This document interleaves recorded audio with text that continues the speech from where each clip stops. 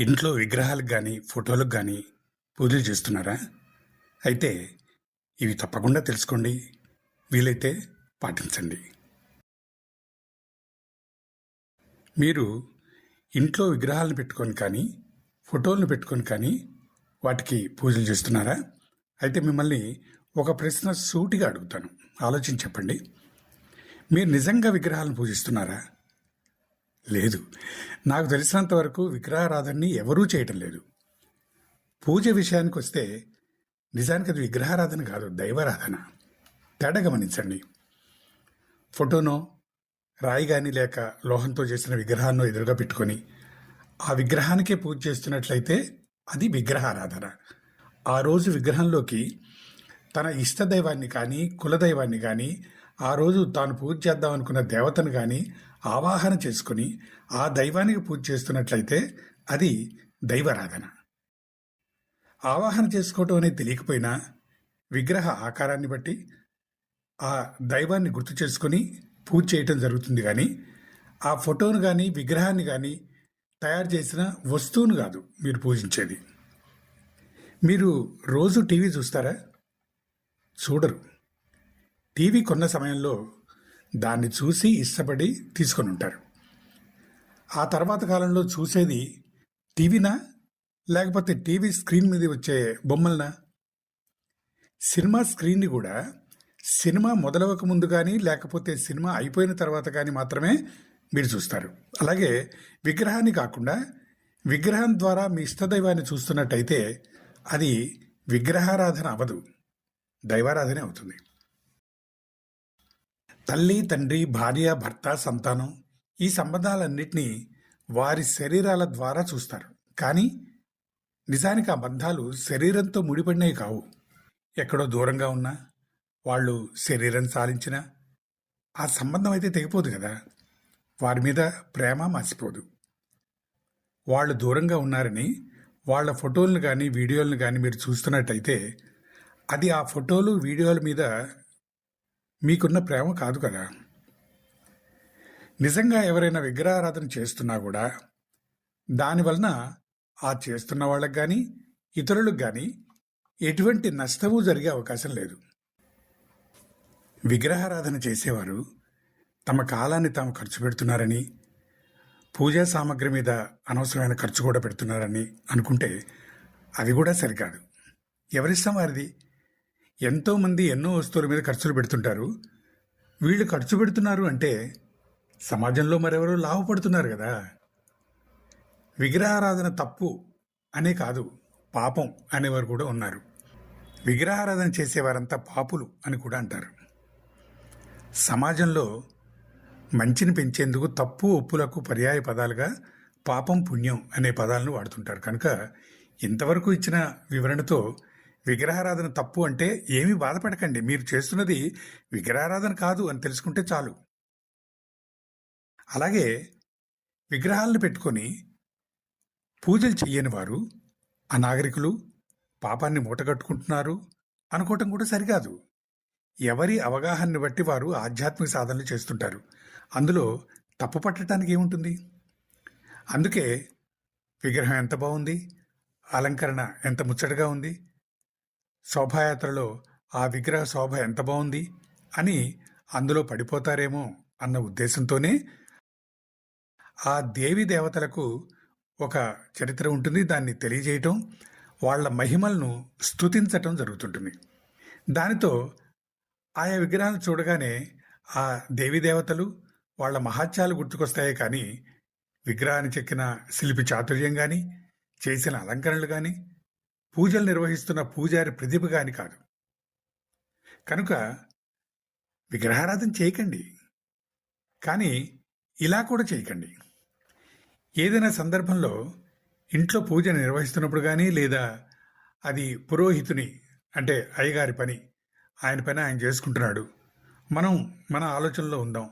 హారతి సమయంలో లేచి కళ్ళకద్దుకుంటే చాలు, తీర్థప్రసాదాలు అందుకుంటే చాలు అని అనుకుంటే దాన్ని కూడా తప్పని అనాల్సిన అవసరం లేదు. కాకపోతే పూజ పరమార్థాన్ని పూర్తిగా గ్రహించకపోవటం, పూజ చేయటం వల్ల కలిగే ప్రయోజనాన్ని పూర్తిగా అందుకోకపోవటం జరుగుతుంది అంతే.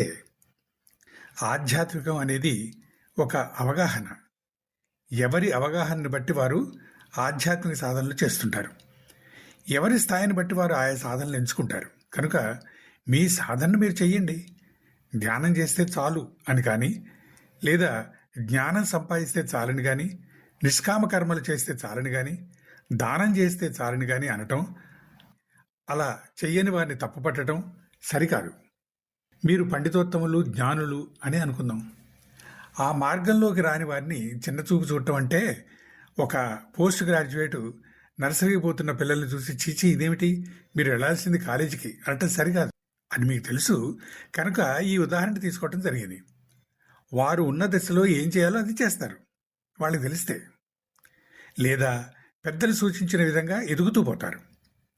ఉచ్చస్థితిలోకి చేరుకున్న వారు తమ సాధనని కొనసాగిస్తూ వీలైతే ఇతరులకు వారి వారి దశల్ని బట్టి సూచించటం మంచిది. లేదు అందరితో పోల్చుకొని చూసి నేనే గొప్పవాడిని గర్వపడుతుంటాను అంటే దాన్ని తప్పుపట్టాల్సిందేమీ లేదు. అలాంటి వాళ్ళు ఆ దశలోంచి కూడా ఎప్పుడో ఒకప్పుడు బయటపడతారు. అందువలన విగ్రహారాధన చేయకండి అని చెప్పవలసిన అవసరం ఎలాగూ లేదు. దైవారాధన కూడా పూజలేమిటి పూజలు అనకండి. విగ్రహం దగ్గర కూర్చొని చేసిన నైవేద్యం ఆ దేవుడికి అందుతుందా, ఆయన తింటాడా అనేవాళ్ళు కొందరైతే, ప్రసాదం అంటే దేవుడు కాస్త తిని మనకు వదిలేస్తే మనం దాన్ని తీసుకొని తింటాం అనుకునేవాళ్ళు మరికొందరు. అది హిందువుల దేవుడి ఎంగిలి అనుకుని ఇతర మతస్థులు దేవుడి ప్రసాదాన్ని ముట్టుకోవటానికి కూడా ఇష్టపడరు. ప్రసాదం అంటే ఏమిటో మనకే సరిగ్గా తెలియనప్పుడు ఇతరులకేం తెలుస్తుంది? ప్రసాదం అంటే దేవుడు మనకు ప్రసాదించింది. దేవుడు మనకు ప్రసాదించింది అంటే మన కోసం సమకూర్చింది. అందుకే మనం ఏం తింటామో దాన్నే ప్రసాదంగా భావిస్తాం. ఇవి నా కోసం సమకూర్చిన నువ్వే ప్రభు అంటూ దేవుడి ముందు వాటిని పెడతాం. ఆయనకు చూపించి కృతజ్ఞతాభావంతో మనం తీసుకోవటం అది. అందుకే మనం వినియోగించే ఆహార పదార్థాలనే మనం దేవుడికి నైవేద్యంగా పెడతాం. అవి కూడా తినేటట్టుగా, అంటే రెడీ టు ఈట్. వండేవైతే వండి, గిన్నె మీద మూత కూడా తీసి, పండ్లైతే ఒలిచిపెట్టి, కొబ్బరికాయనైతే పీచు తీసి కొట్టి 2 ముక్కలు చేసి అక్కడ పెడతాం. బెంగాలీలు కులమతాలతో సంబంధం లేకుండా అందరూ చేపలు తింటారు కనుక ప్రసాదంలో అక్కడ చేపలను కూడా పెడతారు. వాటిని కూడా వాళ్ళకి దేవుడే సమకూర్చాడన్న ఉద్దేశంతో అలా చేస్తారు. శ్రీకాళహస్తి కథలో మనం తిన్నడి గురించి విన్నాం. అతను తను వేటాడి తెచ్చిన జంతు మాంసాన్ని అత్యంత భక్తితో శివలింగానికి నైవేద్యంగా పెట్టేవాడు. అలా మనం ఆయా పదార్థాలని దేవుడు మనకు ప్రసాదించాడు, భగవంతుడి ప్రసాదం అని భావించాలి. కానీ మనం ఆయనకి పెడుతున్నట్టుగా కాదు. ఇది తెలిస్తే టైం అయిపోతుంది కదా అని దేవుడి విగ్రహం దగ్గర టక్మని దీపం వెలిగించి చిన్న ప్లేట్లో కాస్త పంచదార బెల్లం ముక్కో పెట్టడం కాదు. మీరు నిజంగా ఆ రోజు పంచదార బెల్లంతోనే కాలం గడుపుతారా? ఏదో ఒకటి అక్కడ పెట్టేసి పూజ పూర్తయింది అనిపించుకోవటం కాదు. కొందరు గురువులు మానస పూజ చేయిస్తారు. అంటే కళ్ళు మూసుకొని దేవుడు వచ్చినట్టుగా భావిస్తూ షోడశోపచారాలు చేసి అన్ని పదార్థాలను నైవేద్యం పెట్టిన భావంలో ఉండటం. మరికొందరు తెలివైన వాళ్ళు ఉంటారు. వాళ్ళు దీపం అగరబత్తి వెలిగించి వేరే ఇంకేం ఉండదు, కానీ కాళ్ళు చేతులు మూతి కడుక్కోవటానికి నీళ్లు ఇవ్వడం దగ్గర నుంచి ఎన్నో సేవలు చేస్తున్నట్టుగా ఆసనం సమర్పయామి అని, గుర్రం ఏనుగు ఎక్కించి ఊరేగించాననుకోమని దేవుణ్ణి కోరుతారు. వస్త్రం సమర్పయామి, యజ్ఞోపవీతం ధారయామి, ఇలా అన్నీ చేసినట్టుగా భావించవయా బాబు అని దేవుణ్ణి కోరుతారు. ఇదంతా పర్వాలేదు.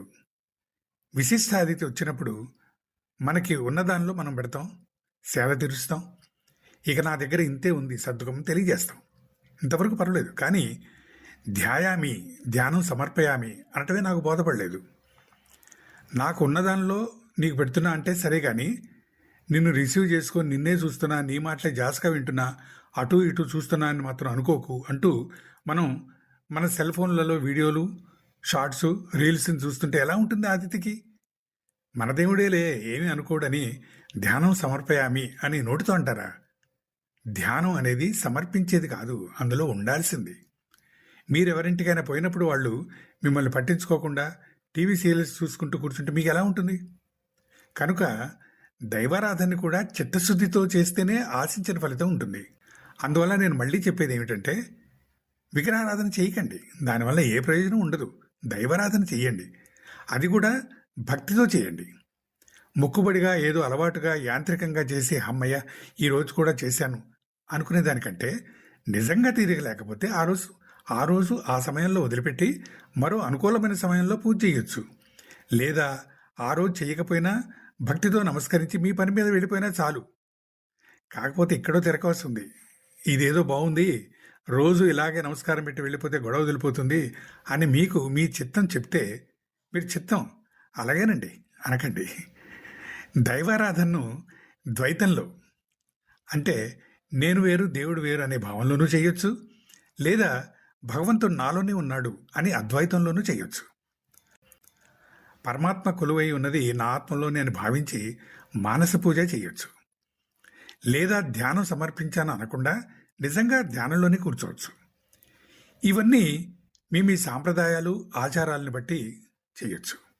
కాకపోతే ఆ ఆచారాలను కూడా సరిగ్గా అర్థం చేసుకొని పాటిస్తే ఇంకా మంచిది. నాకు భాషా పరిజ్ఞానం పెద్దగా లేకపోవటం వల్ల ఉదాహరణలు కథల రూపంలో చెప్పటం తేలిగ్గా ఉంటుంది కాబట్టి ఎప్పుడు అలాగే చేస్తుంటాను. అలాగే ఇప్పుడు కూడా ఈ వీడియోని ముగించే ముందు మీకు కూడా ఈ సందర్భంలో ఒకటి చెప్తాను. మా చిన్నప్పుడు మా తాతగారు చెప్పింది. పిల్లుల్ని పెంచే అలవాటున్న ఒక ఇంట్లో ఇంటి యజమాని తన తండ్రి శ్రాద్ధం పెట్టే సమయంలో కుక్కలు కట్టేసినట్టుగా పిల్లులు కట్టేయరు కదా, అందుకని ఆ పిల్లులు అడ్డు రాకుండా అవి ఏమీ ముట్టుకోకుండా ఉండటం కోసం ఆ పిల్లుల్ని ఒక గంప కింద వేసేవాట. తర్వాత తనతోనంతా చక్కగా జరిపించి పితృదేవతలను సంతోషపరిచి తన బాధ్యతను తీర్చుకున్న తృప్తిలో ఉండేవాడు. కాలక్రమంలో అతను ముసలివాడయ్యాడు, చనిపోయాడు. మరి అతని కొడుకు కూడా ఎదిగాడు. అతని కొడుకు శ్రాద్ధం పెట్టడం ప్రారంభించాడు. తండ్రి చేసినట్లుగానే అన్నీ చేయటానికే పూనుకున్నాడు. కానీ ఆ సమయంలో అతని ఇంట్లో పిల్లులు లేవు, గంప కూడా వాడకంలో లేదు. అందువలన ఎక్కడి నుంచో గంప తెప్పించి వాళ్ళని వీళ్ళని అడిగి 2-3 పిల్లుల్ని తీసుకొచ్చి కనీసం అవన్నా ఉండాలని చెప్పి ఆ గంప కింద వేసి శ్రాద్ధాన్ని విజయవంతంగా పూర్తి చేశాడు. ఇలాగే ఉంటుంది ఆచారాలని తెలుసుకోకుండా ఆచరిస్తే. దీంతో మీకు భక్తి, దైవారాధన, ఎవరూ చేయని విగ్రహారాధన, ఆచారాల గురించి అవగాహన వచ్చి ఉంటుంది. మీరు ఆ అవగాహనలో భక్తి సాధన చేసి తరిస్తారని నేను ఆశిస్తున్నాను. ఓం నమో భగవతే వాసుదేవాయ.